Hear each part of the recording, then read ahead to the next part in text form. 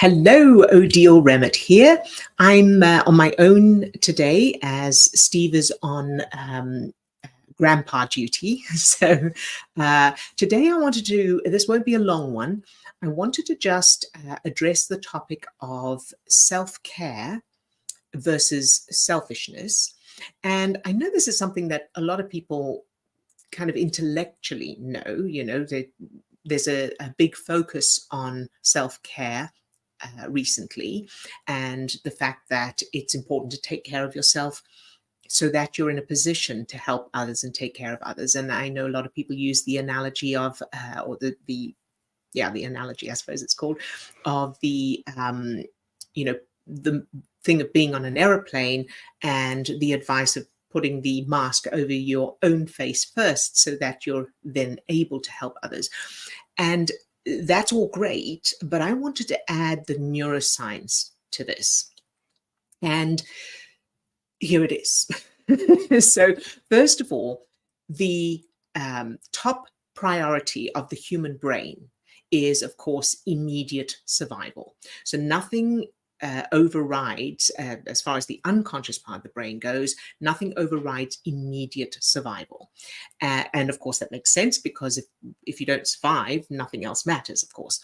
So our brains are designed to prioritize surviving in this moment. And the mechanism for that is the stress chemicals that are pumped into our system, stress chemicals including adrenaline and cortisol.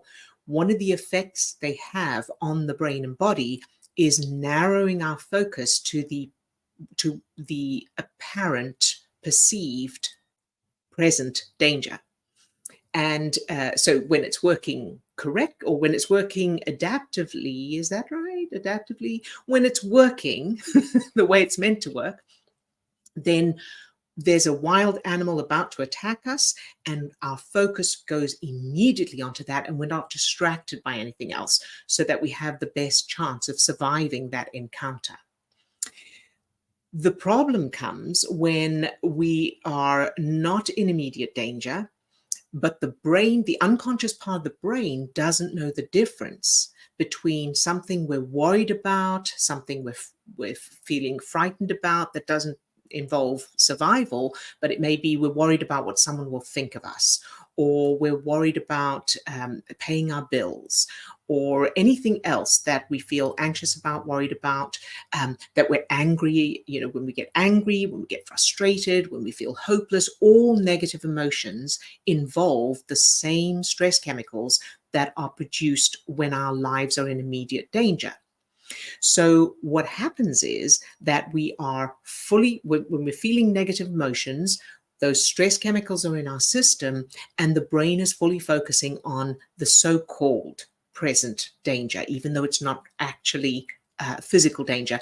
And the reason that happens is because the unconscious part of the brain can't tell the difference and can't judge something as unrealistic and can't use reason or logic.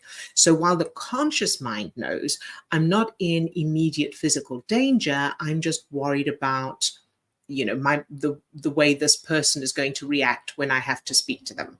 But the unconscious part of the brain doesn't know that. It's just the stress chemicals are producing that physical reaction. And of course, as we teach, part of that reaction is blood drains from the prefrontal cortex of the brain to the back of the brain, and the prefrontal cortex is where we do our cognitive thinking. So for strategizing, problem solving, and all those things. Now, how does this relate to self-care and selfishness? Well, because the top priority is immediate survival, and whenever we're feeling any kind of negative emotion, the brain and body are in that survival state. When we are in that state, thinking of others is not a natural automatic thing. It's the brain is focusing on the so-called present danger. However, the second priority, so right after immediate physical survival, the second priority is others, is connection, is altruism, is generosity, is compassion, is that sense of being able to help others. And of course, part of that is because we're not designed as humans, we're not designed to survive on our own. It's very important for us to collaborate and to be accepted by the tribe, and to give and receive from others. So our brains are designed that way as well. So as long as we have the sense of I'm safe inside us, it's automatic and unconscious to reach out and help others. Now, part of the survival state is so you may know of people, this is the result of doing something live. What I want to say is, you may know of people who are wealthy, they've got great lives, they're successful, they've got lots of people who love them. So you would think they would be generous and kind and compassionate, but they're not. They're still perhaps mean to people, or they're still very, they're not generous, they're not helpful, they seem very selfish. Now, the reason for that is because although the outside all seems great, and perhaps you're looking at them thinking, I wish I had their life, inside them, there will still be fear, frustration, I'm not good enough, whatever that is, even if it's just unconscious. So even though their lives appear to be wonderful, the unconscious part of their brain is still producing those stress chemicals. So they're still feeling those, they're still in that survival state within them, even though it may not show on the outside.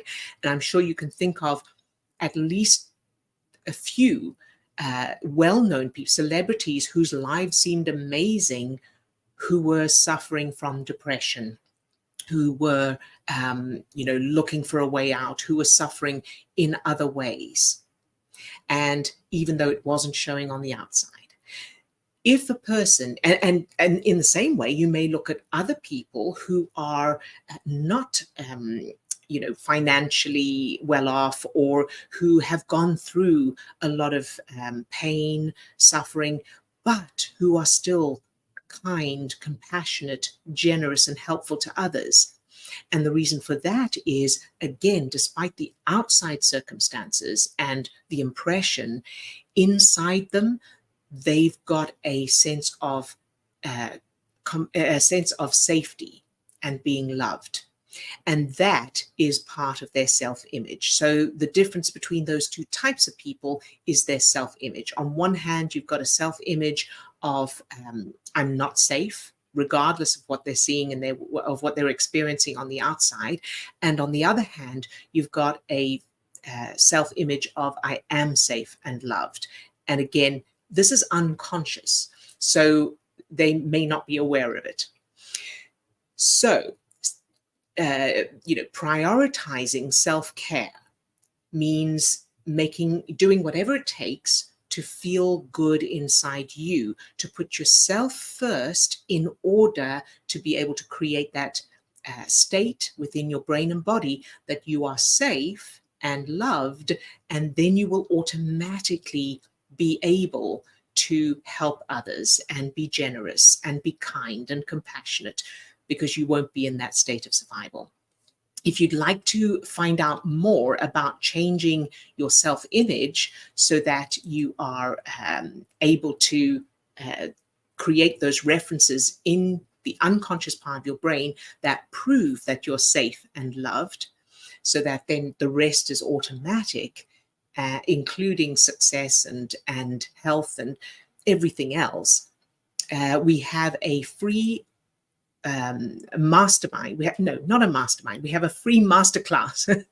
We have a free masterclass that does a deep dive into all of that, how self-image is created, and most importantly, of course, how you can change those references that form your self-image and worldview so that they match whatever it is you want to achieve in your life.